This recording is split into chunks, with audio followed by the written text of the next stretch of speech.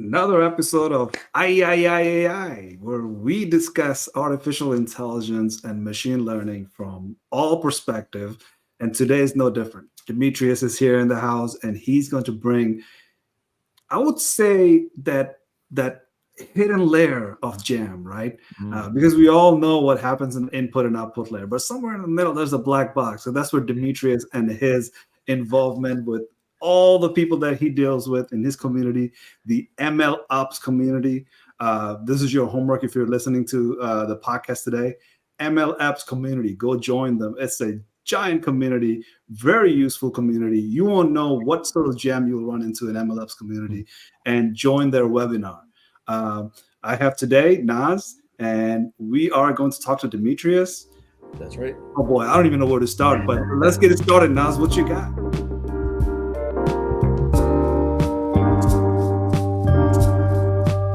Yeah, no, I guess I'm gonna have to say that chant was like saying "AyAyAi, MLOps." There you go.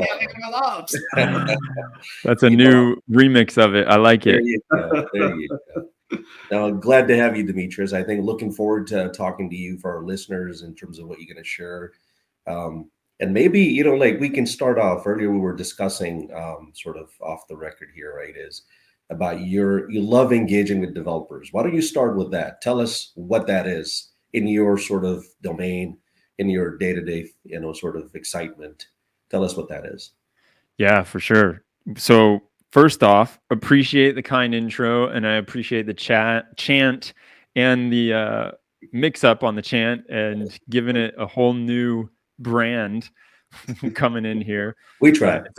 It's an honor to be able to chat with you two. You've done a ton, and so I'm excited. I have like this funny thing that happens every once in a while where I get to pinch myself and think like, 5 years ago, I had no business being able to talk to the people that I'm able to talk to these days. And now I can kind of use the community as an excuse to chat with people that I would love to talk to and learn from. And so you spoke about developers. Developers are in the community. We've got a whole lot of them because they're coming from just about any size company you can think of these days.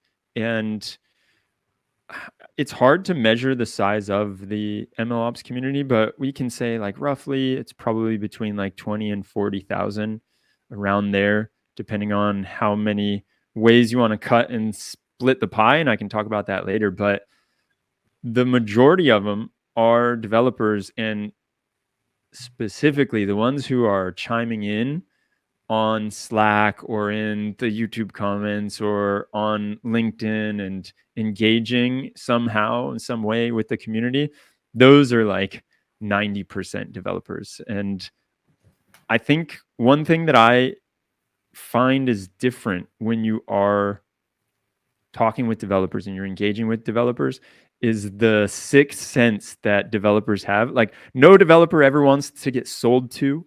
No developer ever wants to feel like they're being marketed to. And so there is this thing that you have to learn, especially when you're in developer communities, about how you can't just go in and shill any product and think that you're actually doing your product a service by like spamming about your product. And especially if you're doing it, there's like these unwritten rules that people have to come and find out about, I think. And every community is different in that regard. Some are very extreme and others are a little less extreme, but that probably is the first thing that comes to my mind. Well, as Biggie would say, if you don't know, now you know. And if you want to know more, Demetrios is the man. Because this is what I love about Demetrios' MLOps community, because the community is full of surprises, because the amount of people that comes to your conversation and engage with you, they bring such a flavor, right? Mm-hmm. And you don't really find it anywhere else. I mean, Naz, we can find these little small communities of pockets of communities, but what I see in a webinar and how Demetrios is able to project that into the virtual world, because there is meetups, right? But then there's MLOps community, and the jam of people that come to the MLOps community, because that trust that Demetrios just mentioned, that you don't just spam them, you don't try to sell them anything, you're not trying to market to them, and that works. That's the charm, that developers actually say, I'll come to your webinar, I'll virtually present myself in front of the whole world, because Demetrios is that type of platform that he has built. So amazing. Yeah. We got a whole lot to unfold here. Yeah, and no, absolutely, Demetrius. I mean, you bring up an interesting point. As developers, right? I mean, I have interaction with hundreds of developers throughout my career, within cloud domain and everything else.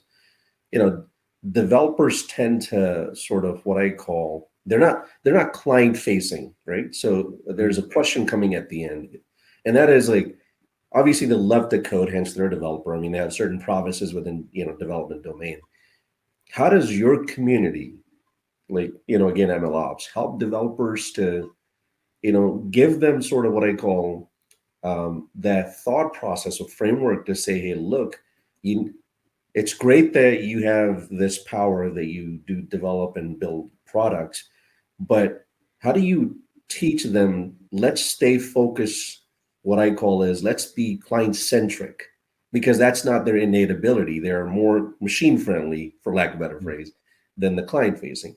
How do you help them to start looking from that lens so that they're not quote unquote spamming, right? They're really kind of more graceful, where they're taking the input from the customer and then developing their product and pushing it out in the market. Yeah. There was a lot of learnings that I had to do over the past 4 years, that's for sure. And let me be a little more specific. So you have the developers that are actually building and creating things with AI, and then you have like the infrastructure companies that are coming in trying to get in front of those developers. And if done distastefully, that's where I think you can get a lot of problems, and really a lot in the community at large, where it feels like, you're just coming in here to try and sell me some product. You're not providing any value. You're just linking out to a downloadable PDF that I got to give you my email for. That kind of stuff, like, that doesn't work with developers. And so I've seen that, and I've been very vocal about it. I've also seen like the messaging sometimes, like developers can see through all these different messagings. We used to joke a lot in the beginning of the community about how basically in 2020, every single AI infrastructure company or like MLOps company had on their website and somewhere this quote that was referencing some study that it's been so mixed in the washing machine so many times that nobody actually knew where the quote came from, but everybody just kind of used it. And so it was taken as true. And that was like, 80 or 90. Every time you saw it on a website, it was a different percentage of data science initiatives or machine learning initiatives never make it into production. And then inevitably it would be like, our tool solves that problem. And so that was a funny piece. And so I think trying to make jokes about this and trying to be lighthearted is one way that I would help the different tooling companies come to the table in a different way and recognize that a lot of people that built companies and are building companies around the infrastructure space when it comes to AI, they're building these companies because they had so much experience early on and they understand the pains that people were going through. So they're really experts in this field. And so come with that vibe of like, how can I bring my expertise and help you in this problem that you're going through, as opposed to coming with the vibe like, check out my product, isn't it cool? We'll help you get your machine learning model into production. And so there's that piece. And then the other piece I think is really just trying to be, you mentioned like I'll bust out the guitar on different live streams and all that fun stuff. And I recognized early on that it's going to be a lot easier if I am just myself and I'm having fun when I'm doing this, as opposed to trying to put on a mask and be somebody that I'm not.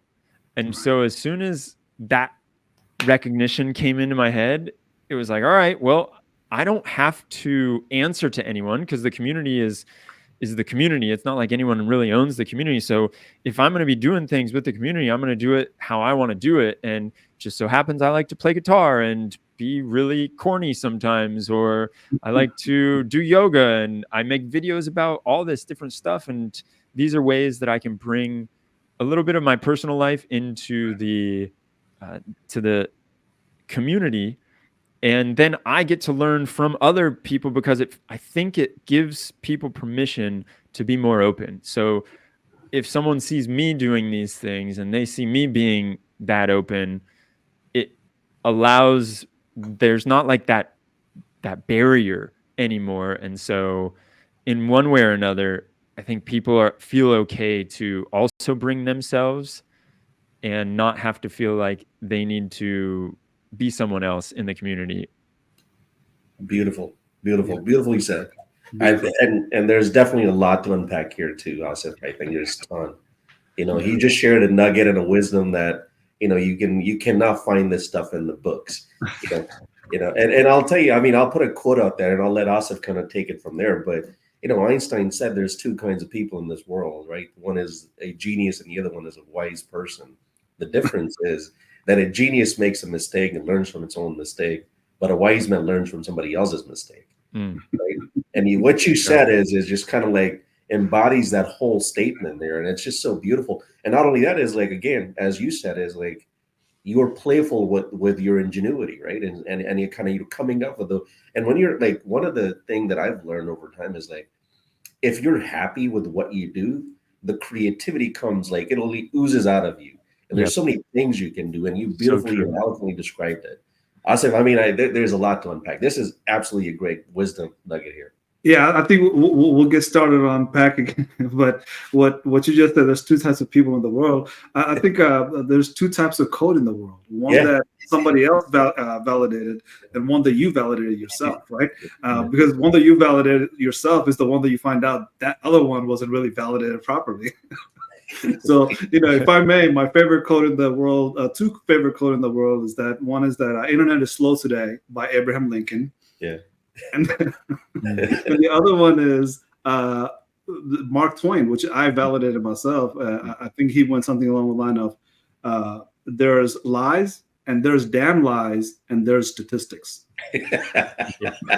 I love that one. And that applies to MLOps community very much, because the statistics is bread and butter of all your MLOps knowledge, statistical analysis. And I think you mentioned a lot of the developers, and when people think about developers, they think of developers like somebody who's going to hit the keyboard and start coding because you give them a logic, that logic has to be, somehow programmed into a kernel, and the kernel will push that through to the internet, right? So there's a logic that people think about, that somebody who's very logical, somebody who's a developer will code it into to make the business process work, or whatever that use case is. But what MLOps wise they have to understand is just the beginning part of what MLOps is. So if somebody who's not part of an MLOps community, and first of all, MLOps stands for machine learning. Operations, right? Yeah, machine learning. It's like a branch of DevOps. The branch of DevOps, exactly. So when we're unfolding these, part of the conversation is that, like, hey, you're talking about a programmer and coders who are also very good at mathematics, have statistical analysis as a experience, or really does a lot of work with the algorithm.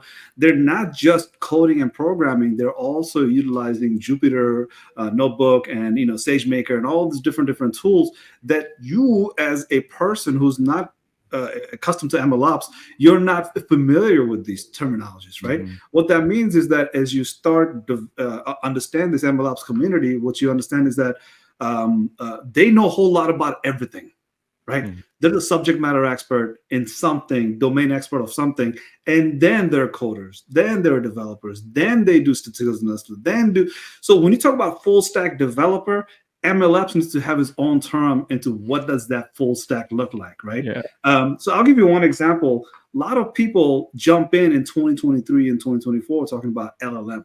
Easy to put out, right? Then you ask them about NLU. Then you ask them about NLP, and they kind of start like NLU, okay, which one is that, right? So that's the level of depth of understanding that they have to have. The spectrum is really wide, and that's what makes the MLOps community that much more special. Nothing against the DevOps people. I wouldn't be able to do anything without the DevOps people. I just had to start at DevOps, and then eventually, when you start doing MLOps, and you're like, yeah, I'm cut out for some of these things, and I know some people that are really making having a tailwind in all of these different pieces in the spectrum, where I'm just like struggling with just one or two things.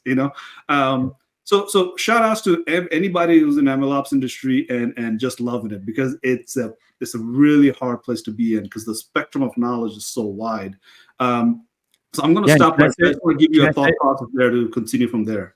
For sure. There's something that you were mentioning before we hit record, and it was all about people. And this is 100% hitting the nail on the head when it comes to people, because within the MLOps, if you want to like look at it as a big circle, you've got the different people that are part of that. And it's not to say that you don't, like, you have to have that shaped expertise where you can go deep in one thing, but you also need to know what are these other things and how do they matter to my job too.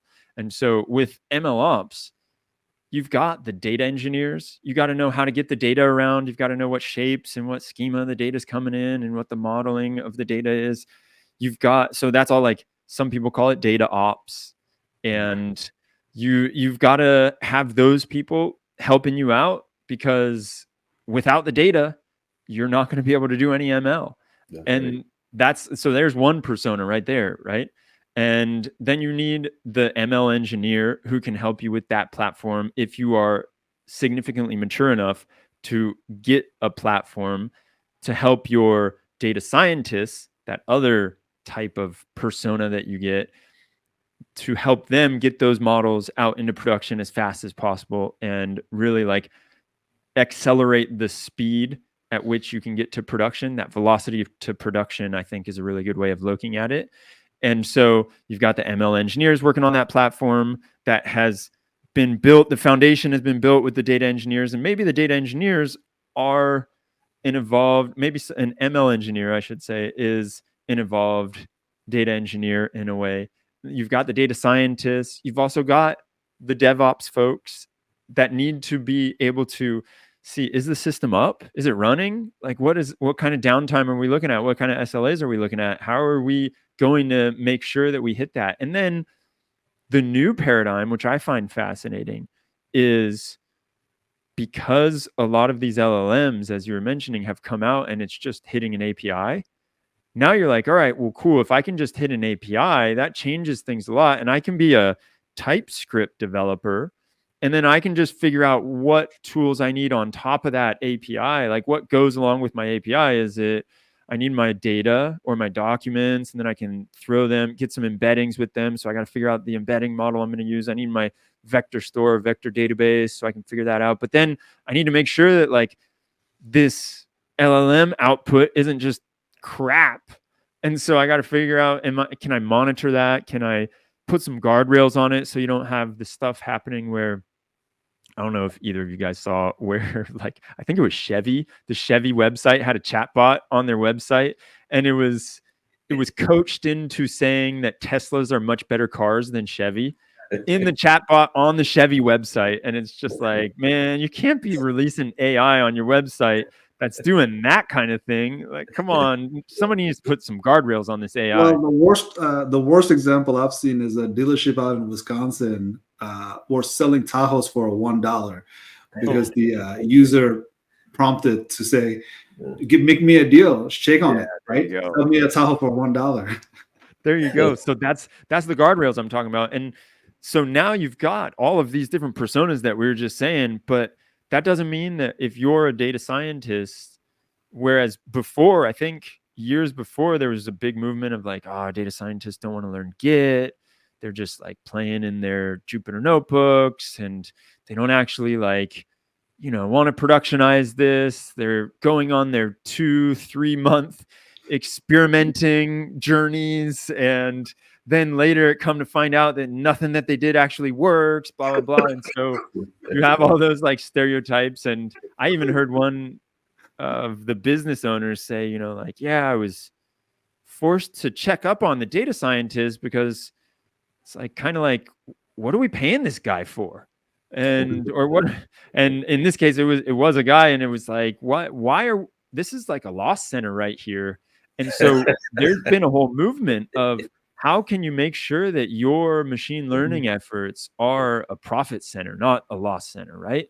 And for that, you need to also have, just talking about all these chops that you need to have if you're doing ML. And in the MLOps world, you need to understand the business so well, and what the stakeholders in the business need to see, how they need to see the data, how they need to see what kind of machine learning initiatives can help, and how the ROI is going to actually be useful for that. And so that I'll take a pause there. That was a little bit of a rant, so I'll let you guys chime in. That was an awesome rant. My thought went right into the discussion of, when you have a hammer, everything looks like a nail. So when you have a PhD, everything looks like a use case that you can solve, right? Because for a PhD person, they have the sophisticated tools and sophisticated understanding of things, yet the business process is so simple, has literally zero use case for that sophisticated tool, right? Yeah. So that has happened a lot. And I am not talking about just some random places. This is Silicon Valley. Silicon Valley hired so many data scientists, and they staffed so many data scientists and so many. I mean, if you've seen it during COVID, where they released a lot of their data scientists right off the bat, because these data scientists really could not perform because the rest of the organization was so blind to what these data scientists actually have to do. So even if it's Jupyter Notebook, where is your staff that is feeding the data into the data scientist's hand? Where is your data engineering team? Where is your data acquisition team? Where is your ETL team, right? You don't have any of this infrastructure. And I'm not talking about hardware. I'm just talking about people as infrastructure, right? As in, you do not have a hierarchy of rosters to say, these are the individuals that needs to be on the chapter 1, chapter 2, and chapter 3. Data scientists don't even show up until chapter 9, right? So when I talk to CEOs and CIOs, that baffles them a lot, because they don't want to believe that's the case. And then when they realize it, it's already too late. Return on investment kind of already sunk, right? So there's like Nasir said, wise people is the one that looks at Silicon Valley and said, well, Silicon Valley did it. I don't have to do it that way. I should have, because they did it. Right. 100%. I think there's some lesson to be learned with what you said, because it's so true. Because you think data scientists will solve everything. So data scientist is not a hammer or a nail. It's just part of your infrastructure, right? If you have all the hardware in the place, if you have all the software in the place, and you have no data, what's the point of bringing a data scientist in? Yeah. Maybe you want to use that software to collect some data first. That's right. That's right. No, I mean, Asif, I think you and Demetrios, I think you guys have actually this what I call is like open up a Pandora's box, if you will, right? I mean, this is one of those topics. I've gone around the world, delivered hundreds of engagements with multi-billion, dollar companies, national companies, and there's this sort of misconception, if you will, when you go there, is that all of a sudden you hire these sort of top-notch consultants to pay high dollars, that now you're going to have actionable intelligence, right? And it brings up what Asif was talking about, what you alluded toward, is they completely ignore the part of where's the efficient data supply chain? Where is, like, because garbage in, garbage out, we all learn over the course of years, is obviously your data has to have some sort of integrity, some sort of governance, some sort of cleanliness, data wrangling. And they don't understand that. They say is, oh, we got data scientists, and all of a sudden now you're going to have the best, machine learning things going on, and you got the SageMaker that runs a bunch of Jupyter notebooks, and I got guys working on training algorithms. doesn't work like that, right? Yeah. So I think it's about the education, and that's why we're talking before recording as well, is that what I see as a growing trend within the industry, and I take it as a parallel. Back in the days when we started cloud in 2006, 7, 8 timeframe, one of the pain point is that nobody really understood what the heck cloud was. They really didn't know how to use it, let alone they understood what cloud was. And what also I noticed back then is there weren't really good people out there trying to educate people on the cloud, because people are like, this is whatever. Like the idea of building VMs on cloud is like, who's going to do it, right? Fast forward, I mean, this is basically the entire world is now on cloud. Yeah. And now there's maturity model in terms of training. So the parallels here is that we are basically we've already into this paradigm of, sort of generative AI.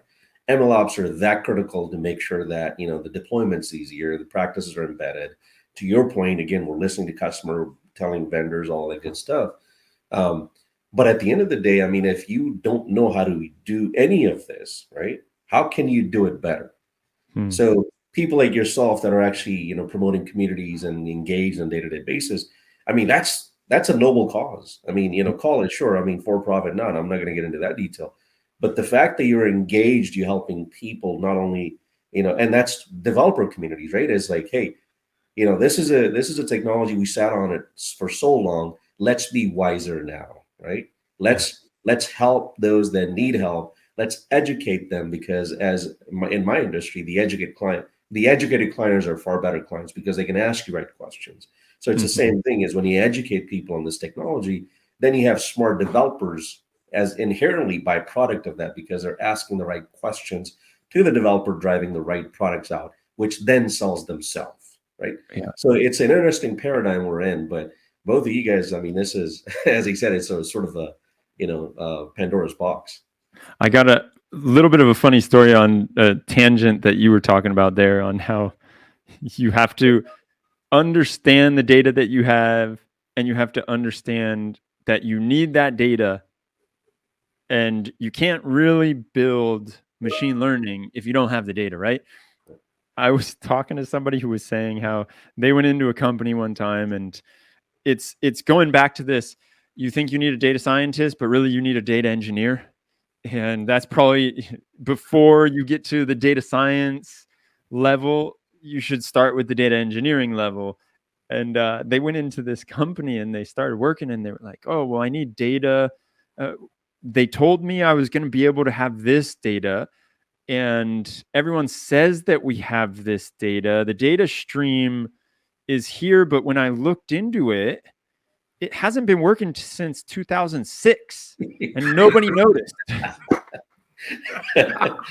Gee So it's like whiz. that's kind of stuff that just destroys your whole machine learning model. You think, oh yeah, I have this data, it's good, I got access to it. You start digging in a little bit more. Nope, you don't actually have that data, or the freshness is a little off, we could say. Well, I mean, that's why you have, this car manufacturer that's, promoting Tesla over their own car, and then the Tahoe being sold for $1. That's Yep. exactly, that's the byproduct of that, right? Is when you have the stale data, when, there's no sort of rigor or governance around it, garbage in, garbage out. That's why it's important to educate, to then establish that. And I was a big proponent of, like, when I started not developing, but when I started doing these engagements with clients, I'd say, hey, let's build you an efficient data supply chain so that you have this right data coming in, and then you can put that into whatever large language models that you're writing or training. At least you're going to have a good start there. And it did help quite a few, of customers.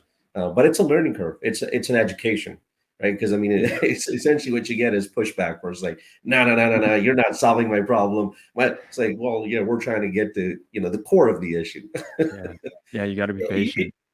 I get shown. I guess I actually did got shown the door once or two times, actually, because I walked into a room hoping that I'll have an audience that will listen, and they did listen, and they kicked me out of the room because I told them that you have a need for more data than what you have already collected, and that did not go well, because the amount of pain that they have to go through in order to do their data supply chain is It's really difficult. It is really that difficult. Like you said, who's going to track that data from 2006, right? So when you talk about data acquisition, ETLs, all this process is months and years worth of work.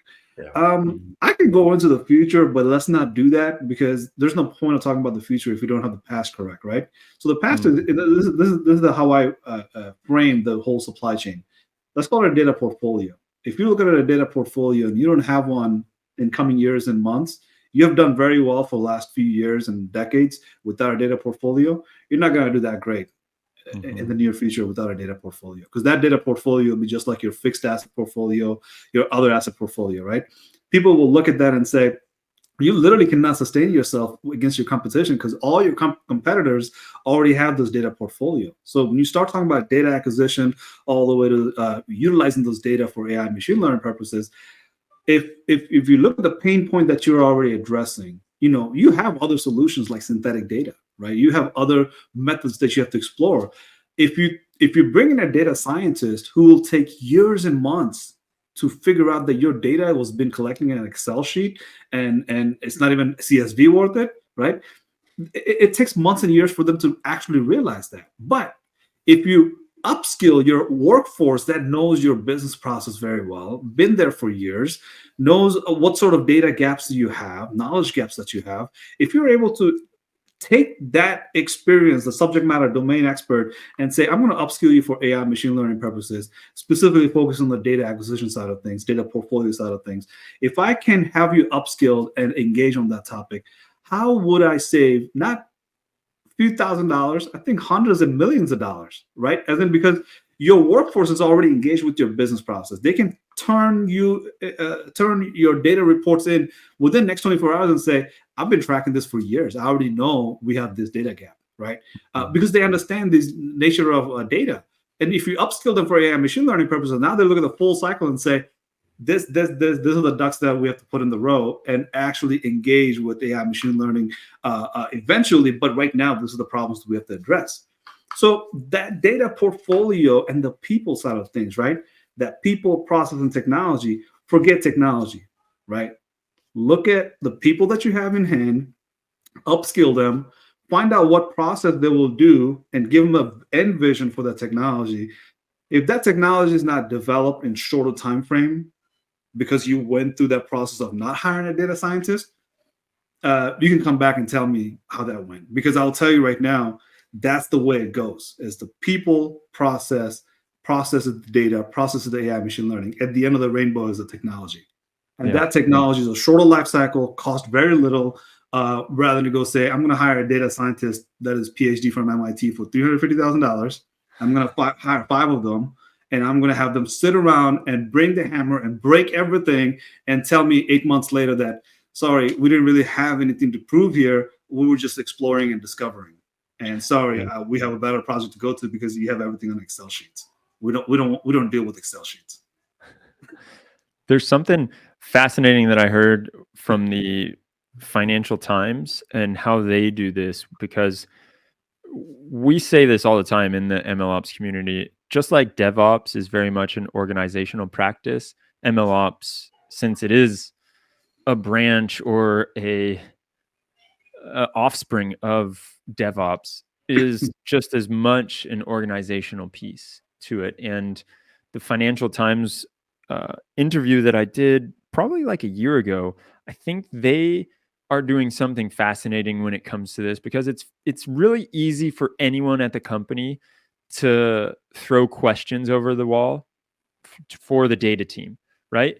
And so in that case, if that's your workflow, you aren't going to have the amount of people that are on the data team that can field all the questions. The demand is always going to be too high, because if you've got 1,000 people working at the company and 10 are on the data team, those 990 people are asking questions that the data team needs to go and check out. And every ticket is going to take whatever, let's just say it takes 10 minutes, but that's still a lot of questions that they can't get to, right?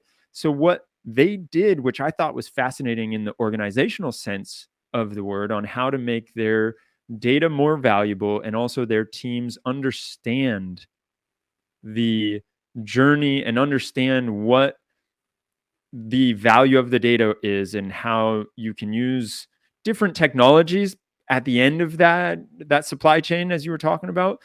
And also make sure that it's not something where you just say, all right, everybody into a room, we're going to learn data science now, so that everybody can answer their own questions, right? That wasn't the idea they took, because they realized that people would fight that, or maybe people have their own misconceptions about what they're capable of. And so they said, we're going to do something different, in that we're going to have almost like what I dubbed like human APIs for the data teams. And so if you wanted to get some kind of a question answered with data, instead of being able to throw it over the fence and get the data team to answer that question, and whatever, maybe it's like you put the email in all caps and you say, this is super high priority, and it may get answered, it may not, and you really have to make a case for why you really need this. What they did is they said, all right, these human APIs are going to be the ones that you talk to, and you're going to get your questions fielded by these people who are going to walk you through a series of questions on your ask. So you have an ask, like how many people churned from the last newsletter because of this or that, or how many people were doing XYZ, and can we predict, you're starting to add a little machine learning flavor to the mix. Can we predict how many people are going to churn from this subscription in June, July? And maybe you have the basics in there, but you want to start getting a little bit deeper down into the questions that you're asking, right?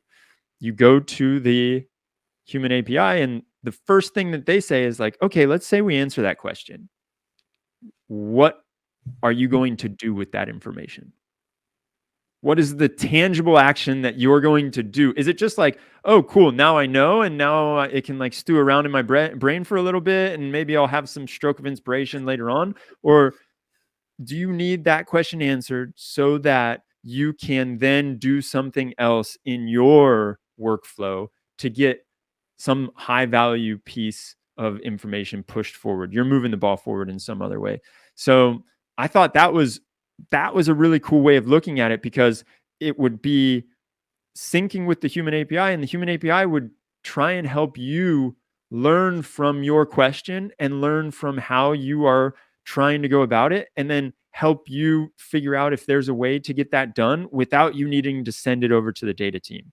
And also, what the person that we were interviewing was saying was that, 8 times out of 10, those questions didn't really have any tangible outcome, so they didn't need to get answered anyway. And that's what the person who was going with the question would find out after they have a conversation with this person. And then they would say, oh, you know what? Actually, yeah, good point. Like, once I have more information on this, then I'm going to ask a better question, because it's that quality of the question that they can come to the data team with. And then that just brought down the data team's tickets by a factor of like 10x, and they now are able to manage the questions that they're getting or the tickets that they're getting, and it's much higher value to the business. Wow. I mean, that is some insight there. That's what I call wisdom, man. I mean, you eloquently said, I mean, the line that you use, and I think I'm going to probably use that in, every interaction that I've had, is learn from that question. That's beautifully said. Yeah. One of the things, Demetrios, that I found, and I struggle with personally, right, as well as, we all have this innate ability to throw questions at and become like, oh, I'm the expert at asking questions, but nobody takes a step back and say, the question that I'm asking, am I myself learning from that question? Yeah. Beautiful, beautiful, beautiful. And look, I mean, I think the part of upskilling and sort of whole conundrum, it is important. I'll give you a case in point. When we were talking about setting up SageMaker and setting up, the Amazon Redshift, right, for a client of ours, the traditional way of working with data is we're running ETL and step processes and all that stuff. Because they were so hard set on it, they never actually thought that the product they're going to use has a little bit of twist to it. As you all know, Redshift has ELT, right, versus ETL. And honestly, I mean, again, sort of like fast forward, learning the difference can make or improve your transaction performance and cost performance, right? Cost efficiencies. And that upskilling was so important. Without that, nobody could really understand. I mean, you and I can sit here and argue 6 waves on Sunday. Oh, I get it. But actually, once you get it down to the stack, again, ask the right question and learn from those questions, the whole different paradigm opens up. But, again, eloquently said, beautiful. I think I'm learning a lot already. I want to end the discussion here with a long introduction of everything you have going on in the MLOps community, what your vision is, where you've been so far, what does it look like today? Because that's what we want to promote to the world as they listen to the podcast. But I want to kind of capture what's been the theme of this conversation here so far, and I want to start with a quote, right? I think Blaise Pascal is a mathematician physician from France. Mentioned that if I had more time, I would have written you a short letter. Yeah. If I had more time, I would have written you a short letter. I think they say Thomas Edison said that if I had to solve a problem, I'll take 55 minutes to think about it and then 5 minutes to do it, right? So I think we have that need to import into this questioning side of things, because every engagement I go to, and I'll tell you the recent one I did that I really enjoyed is with Microsoft, where they bought in their Power BI, and Power BI had AI interface to it, and that interface had no numbers in it, all text. Literally, Excel sheet disappears. All of a sudden, you have this chat bot that is interacting with you using your data, right? So that's really cool. But what happened is that before they presented it, I opened for them to explain to the audience that, hey, this is how you approach this topic that you're about to see. All the products that you will see, this is what's under the hood. Because what's under the hood, if you look at it, the first thing you have to know is that you will see a whole lot of information, and then you have to ask the right question about those information. So if you see a data set, if you don't see a data set, you have to know to ask the question of where is that data set? Because it's not there. That means this thing is not really going to work the way it needs to work, right? So you can see a product very well. You can see all the data sets. Oh my God, billions of data sets. Got it, cool. But you didn't ask the right question about those billions of data sets. So I always talk about machine learning, decision science, and decision science core components, that quadrant where you're asking the right question for your machine learning solutions to provide you. Because if you ask the wrong question and day one, 8 months later, you will have a wrong answer that you didn't anticipate. So it's always good to have a version iteration. It's always good to ask the right question, but asking the right question from different subject matter expertise, the people, is the core component of getting that question right. So you have an answer that's worth return on data, return on investment.